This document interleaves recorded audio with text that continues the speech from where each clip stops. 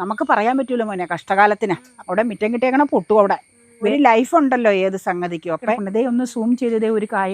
അപ്പൊ നമുക്ക് പാക്കറ്റ് പൊട്ടിക്കാം. എന്തോരം ഉണ്ടെന്ന് നോക്കി അതനുസരിച്ച് വേവിച്ചെടുത്താൽ മതിയല്ലോ. അപ്പൊക്ക് ഇടിയപ്പം പ്ലെയിൻ ദോശയും പാലപ്പവും.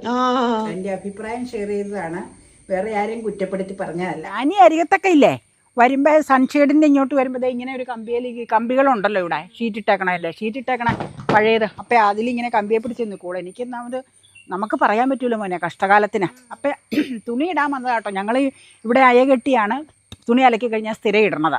അപ്പം ദേ ഒരു സംഭവം കാണിച്ചു തരാം. ദേ പേരയിൽ പണ്ടത്തെ ഒരു വ്യൂവർ ചോദിച്ചിട്ടുണ്ടായിരുന്നു, ആ 1 പൗണ്ട് പേര ഇപ്പോൾ കാണുന്നില്ലല്ലോ എന്ന്. 1 പൗണ്ട് പേര ദേ താഴെയുണ്ട്, പക്ഷേ ഇത്രയും വർഷം അതിൽ പേരയ്ക്ക് ഉണ്ടായതുകൊണ്ട് ഇപ്പം അങ്ങനെ ഇല്ലാട്ടോ. അതിൻ്റെ ഏതാണ്ടൊരു ലൈഫ് പോയി എന്ന് തോന്നണം. അപ്പം അതിൻ്റെ വേരേന്ന് പൊട്ടി വന്ന ഒരു തൈയ്, അത് ബഡ് തൈ വാങ്ങിച്ചതായിരുന്നു. പൊട്ടി വന്ന ഒരു തൈ അപ്പം തന്നെ മുറ്റത്തിൻ്റെ അവിടെ നട്ടപ്പോൾ ഞാൻ പറഞ്ഞു മുറ്റത്തിനോട് ചേർന്ന് വെക്കേണ്ട, മുറ്റം കെട്ടിയേക്കണം, അവിടെ പൊട്ടിപ്പോകുമെന്ന് പറഞ്ഞപ്പോൾ എന്നോട് പറഞ്ഞു പിടിക്കാനൊന്നും പോണില്ല, അതങ്ങ് വെട്ടിക്കളയാന്ന് പറഞ്ഞു. അപ്പം ഞാൻ പറഞ്ഞു അത് വേണ്ടാന്ന് പറഞ്ഞു. പക്ഷേ അത് പിടിച്ചു, ഇതിനോട് ചേർന്ന് അഞ്ഞിപ്പോൾ അവിടെ മുറ്റം കെട്ടിയേക്കണം പൊട്ടും. അവിടെ വേറെ ഇറങ്ങി. അപ്പം അത് ഇങ്ങനെ പൊങ്ങിപ്പോന്നു കഴിഞ്ഞത് അതിൽ പൂ ഉണ്ടായ സമയങ്ങളിൽ ഇങ്ങനെ നോക്കുമ്പോൾ ഇവളീ രാത്രിയിൽ വന്നു കഴിഞ്ഞാൽ പടം എടുക്കാൻ പറ്റൂല. പൂ ഉണ്ടായി കഴിഞ്ഞാൽ 3-4 ദിവസം കഴിയുമ്പോൾ പൂ അടർന്ന് വീണും പോവില്ല. അപ്പം അതുകൊണ്ട് പൂ ഉണ്ടായ ആ വ്യൂ ഒന്ന് കാണിക്കാൻ പറ്റിയില്ല. അപ്പം ദേ പേരയ്ക്ക ഉണ്ടായി കിടക്കണത് വേണമെങ്കിൽ ഇതേ സൂം ചെയ്തതേ ഇതിലേക്ക് എന്തോരം വലിപ്പം വയ്ക്കുമെന്ന് അറിയില്ല. മഴക്കാലമായതുകൊണ്ട് പുഴുക്കേട് വരുമോയെന്നും അറിയില്ല. അതിൻ്റെ തൈയാണ് നട്ടേക്കണേ. പക്ഷേ അത് ബഡായതുകൊണ്ട് നല്ല മുഴുപ്പിലുണ്ടാവുമായിരുന്നു. അതിൽ ഇപ്പം ഉണ്ടാവില്ല, കാലഹരണപ്പെട്ട് ചെടി അങ്ങനെ നിൽക്കണുണ്ടെന്നേ ഉള്ളൂ. ഒരു ലൈഫ് ഉണ്ടല്ലോ ഏത് സംഗതിക്കും. അപ്പം ഇതിൽ എത്ര കണ്ട് മുഴുക്കൂന്നും നല്ലതാണോ എന്നുള്ളതും മൂത്ത് കഴിഞ്ഞാൽ നിങ്ങളെ കാണിക്കാം. അപ്പോൾ വെറുതെ ഉണ്ടായി കിടക്കണ പടമൊന്ന് കാണിച്ചതാ കേട്ടോ. അപ്പം എന്നോട് പറഞ്ഞു ഈ ഇതിലെ പേരയ്ക്ക തീർന്ന അങ്ങോട്ടുള്ള കൊമ്പ് വെട്ടണം, കാരണം ഇങ്ങോട്ട് ഷെയ്ഡിലേക്ക് വന്നാൽ അത് ശരിയാവില്ല. പിന്നെ നമ്മളിവിടെ ലൈറ്റ് ഇടൂല, രാത്രി ലൈറ്റ് ഇട്ട് കഴിയുമ്പോൾ വെളിച്ചം തീരെ കുറവായി ഇങ്ങനെ ഷെയ്ഡായിട്ട് നിൽക്കണമുണ്ട്. അപ്പോൾ ആ ഭാഗം വെട്ടണമെന്ന് പറഞ്ഞു. അതുപോലെ ദേ മുറ്റത്തിന് പുറത്ത് തന്നെ കിളുത്ത് വന്ന കറിവേപ്പ്, ഇതൊക്കെ തന്നെ കിളുക്കണം. അമ്മച്ചിയുള്ളപ്പോൾ ഒരുപാട് കറിവേപ്പ് ഇങ്ങനെ ഉണ്ടായിരുന്നു. അതിൻ്റെയൊക്കെ ശാഖകൾ പൊട്ടി കിളുത്ത് തന്നെ പറമ്പ് ഒരുപാട് കറിവേപ്പ് ഉണ്ട് കേട്ടോ. അതേ ആ കറിവേപ്പും കാറ്റത്ത് ചാഞ്ഞതാ. ദേ ഇങ്ങോട്ട് ചാഞ്ഞു, അതിൽ മുറച്ച് കായ ഉണ്ടായി കിടക്കണം. പിന്നെ ദേ ഈ സൈഡിലുള്ള കറിവേപ്പയിൽ കായ ഉണ്ടായിട്ടില്ല, പക്ഷെ ചാഞ്ഞു. ദേ അത് പാഷൻ ഫ്രൂട്ട് പണ്ട് കയറി കിടന്ന കറിവേപ്പ്. നിങ്ങൾ പ്രേക്ഷകർ കണ്ടിട്ടുണ്ടാവും പാഷൻ ഫ്രൂട്ട് പറിക്കുമ്പോൾ എരിയുന്ന. ഇവിടെ നിന്ന് ടെറസയിൽ നിന്ന് നമ്മൾ തോട്ടിക്കണ്ടത് ഇപ്പോഴും ഒരു പാഷൻ ഫ്രൂട്ടിൻ്റെ ദേ കയറി കിടപ്പുണ്ട്. ദേ ഒന്ന് സൂം ചെയ്തതേ ഒരു കായ, ദേ ഒരെണ്ണം ഞാൻ പോലും കണ്ടില്ല. ദേ കണ്ടോ, ഇപ്പൊ കുഞ്ഞിക. ഞാനിങ്ങനെ നോക്കും, ശ്രദ്ധിക്കൂ ഇതൊക്കെ. നിങ്ങളുടെ ശ്രദ്ധയല്ല എൻ്റെ ശ്രദ്ധ. നിങ്ങൾ വേറെ രീതിയിലല്ലേ നോക്കണത്, ഞാൻ ആ രീതിയിലല്ലല്ലോ നോക്കണേ.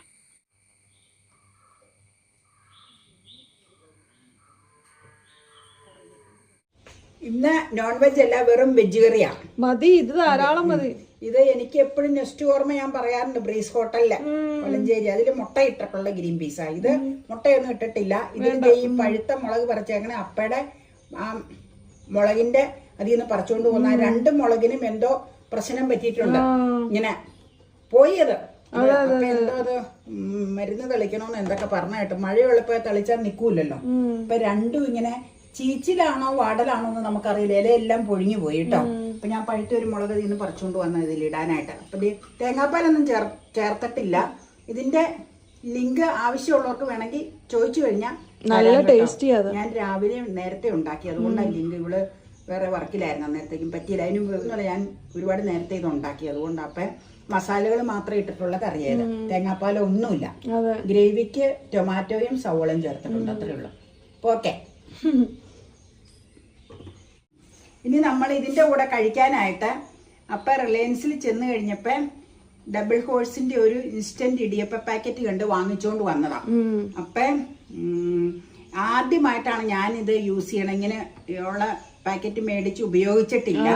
കാരണം അപ്പൊ ഞാൻ അതിലെല്ലാം വായിച്ചു നോക്കി. ഡബിൾ ഹോഴ്സിന്റെ ആണ്, നോ പ്രിസർവേറ്റീവ് എന്നൊക്കെ എഴുതിയിട്ടുണ്ട്. അപ്പൊ ഇതിൽ എഴുതിയേക്കണ എങ്ങനെയാന്ന് വെച്ച് കഴിഞ്ഞാൽ, കേട്ടോ ഞാൻ വായിക്കാം. ഒരു പാത്രത്തിൽ ആവശ്യത്തിന് ഉപ്പ് ചേർത്ത് വെള്ളം തിളപ്പിക്കുക. തീ അണച്ചതിന് ശേഷം ഇടിയപ്പം പൂർണ്ണമായും വെള്ളത്തിൽ മുക്കി വെക്കുക. 2 മിനിറ്റ് അതിൽ വെള്ളത്തിൽ കിടക്കണം. അതിനുശേഷം തോർത്തിയെടുക്കുക സ്ട്രെയിനറിൽ. അങ്ങനെ ഇതിൽ എഴുതിയേക്കണത്. പിന്നെ പാലും പഞ്ചസാരയും ചേർക്കേണ്ടവർക്ക് പാലും പഞ്ചസാരയും ചേർത്ത് കഴിക്കാം. തേങ്ങാപ്പീര് ചേർത്ത് പഞ്ചസാരയില്ലേ ഇതിന് എന്താ വില? അതും ചേർക്കാം. ഇത് ഈ മെതേഡ് പറയട്ടെ, വില പറയാം. അപ്പൊ ഇത്രയും സംഗതികളാണ് നമ്മളിപ്പോ കറി കൂട്ടിയാ കഴിക്കാൻ ഉദ്ദേശിക്കുന്നത്. അപ്പൊ വില ഞാൻ പറയാം. 84 രൂപ. ഇത് സത്യം പറഞ്ഞാൽ മേടിച്ചിട്ട് 2 ആഴ്ചയായി. ഓരോരോ വർക്കുകളും പരിപാടികളും കാരണം എടുക്കാൻ പറ്റിയില്ല. അപ്പൊ നമുക്ക് പാക്കറ്റ് പൊട്ടിക്കാം. എന്തോരം ഉണ്ടെന്ന് നോക്കി അതനുസരിച്ച് വേവിച്ചെടുത്താൽ മതിയല്ലോ. അത് മതി.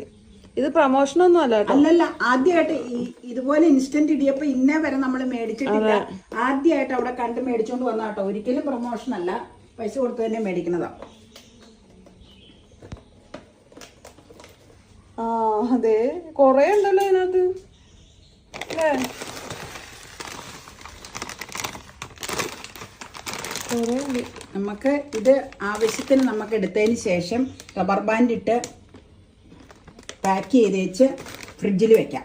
അല്ലെങ്കിൽ ചിലപ്പോൾ കേടായി പോകും. ഒറ്റയടിക്ക് ഇത് മുഴുവനും എടുത്താൽ ഇവിടെ കഴിക്കൂല. അതുകൊണ്ടാട്ടോ. അപ്പൊ ഓക്കെ, കണ്ടോ എങ്ങനെയുണ്ടെന്ന് നോക്കായതായാലും മതിയായിരിക്കും. ഇപ്പൊ അധികം ഇടുന്നില്ലല്ലോ, ഉപ്പ് കൂടിപ്പോയ അതുപോലെ ഒന്ന് ഇളക്കട്ടെ കേട്ടോ. ഉപ്പ് ഇട്ടങ്ങ് തിളപ്പിക്കുവാണെങ്കിൽ മെൽറ്റായി കിടക്കും. എയർടൈറ്റ് കണ്ടെയ്നറിൽ വെക്കണം അല്ലേ? നന്നായിട്ട് വെള്ളം തിളച്ചു കൂട്ടോ. ഓഫ് ചെയ്യുവാണേ. സമയമൊന്നും നോക്കണം. ഇത് ഇട്ടേച്ച് മൂടിക്കിടക്കണം, വെള്ളത്തിൽ മുങ്ങിക്കിടക്കണം. ഓ അങ്ങനെയാണ്. വേവണ്ടേ? വെള്ളം അതിലേക്ക് പിടിച്ച് കുതിർന്നു വരാൻ. എനിക്ക് 2 മതി കേട്ടോ. മതി, ഞാനും നോക്കിക്കോട്ടെ വെച്ച. ഇടുമ്പോ ഇത് പറയല്ലേ, കാരണം അതിൻ്റെ ഇത് പോകും. ഇത്രയും മതി. അപ്പോൾ തിന്നോളൂ. 700. ആ ഈ കറി അപ്പയ്ക്ക് ഭയങ്കര ക്രൈസാണ്. അപ്പയ്ക്ക് ഇടിയപ്പം പ്ലെയിൻ ദോശയും, ഇടിയപ്പം പ്ലെയിൻ ദോശയും പാലപ്പവും. ഇനി മൂടി വെക്കുക കേട്ടോ. അമ്മ ഉണ്ടാക്കുന്ന ഇടിയപ്പം കേമനാന്ന് അപ്പ പറയാറുണ്ട്. ആയില്ലേ? 2 മിനിറ്റ്സ് അല്ലേ വെച്ചുള്ളൂ.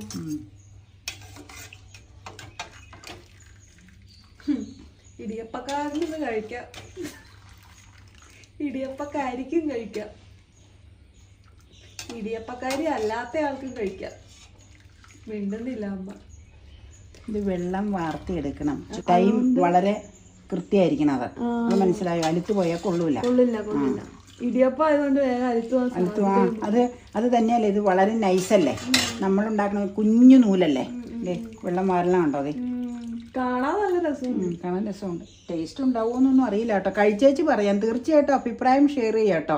കഴിച്ചിട്ട് ഞങ്ങൾ ആദ്യമായിട്ട് മേടിക്കുന്ന സംഗതിയും ആദ്യമായിട്ട് ഉണ്ടാക്കുന്ന സംഗതികളും ഒക്കെ കഴിച്ചതിന് ശേഷം നിങ്ങളോട് കറക്റ്റായിട്ട് അത് പറയാറുണ്ട്. ഞങ്ങൾ അഭിപ്രായം ഞങ്ങൾ മെൻഷൻ ചെയ്യണതാട്ടോ. അത് പഴയ ആൾക്കാർക്ക് അറിയാതെ, പുതിയ സബ്സ്ക്രൈബേഴ്സ് ആൻഡ് വ്യൂവേഴ്സിന് അത് അറിയാൻ പറ്റൂല. അതുകൊണ്ടാണ് ഞാൻ ഡീറ്റെയിൽ ആയിട്ട് അതിനെപ്പറ്റി വീണ്ടും പറഞ്ഞത് കേട്ടോ.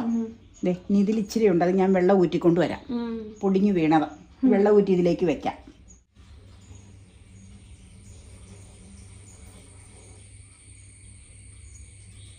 വെള്ളമൊക്കെ നന്നായി വെള്ളം മാറും. ഇനി നമുക്ക് എടുക്കാം. ഞാൻ നോക്കട്ടെ, ഒരു സംഗതി നോക്കട്ടെ. ഇതും കൊണ്ട് എടുക്കുമ്പോൾ ചിലപ്പോൾ കൈ കൊണ്ട് നോക്കട്ടെ കേട്ടോ.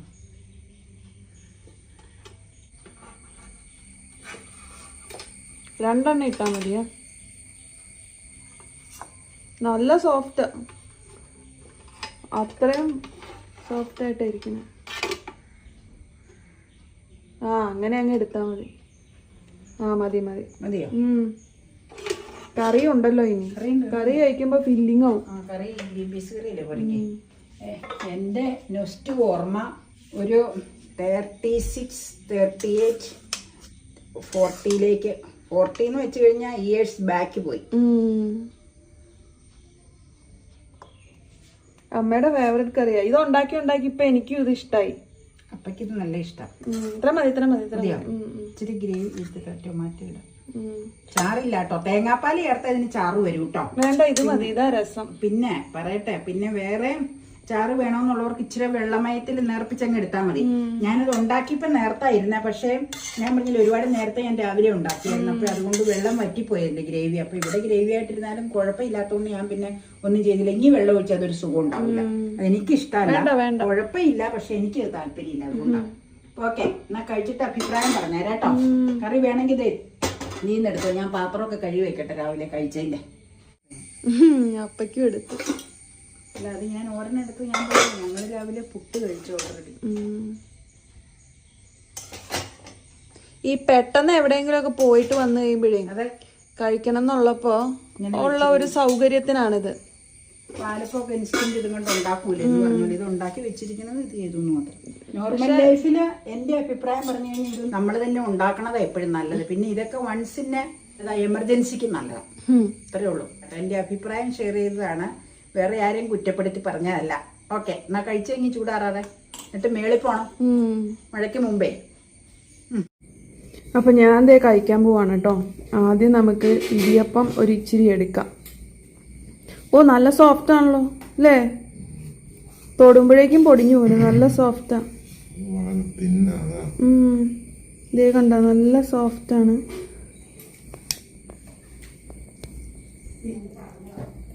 ദേ ഒരിച്ചിരി ഗ്രീൻ പീസ് കറി നമുക്ക് എടുക്കാം.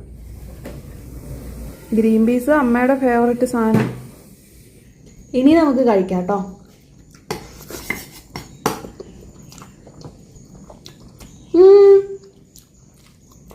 നല്ല ഇടിയപ്പാണല്ലോ അല്ലേ? നമ്മൾ വീട്ടിലുണ്ടാക്കണ അതേ രുചിയാട്ടോ എനിക്ക് ഫീൽ ചെയ്താ. അമ്മ ഇതുപോലത്തെ ഇടിയപ്പം ഉണ്ടാക്കണം. ഇത്രയും തിന്നല്ലാന്നേ ഉള്ളൂ. ശരിയാ, ടേസ്റ്റ് ഒക്കെ ഓൾമോസ്റ്റ് സെയിമാ.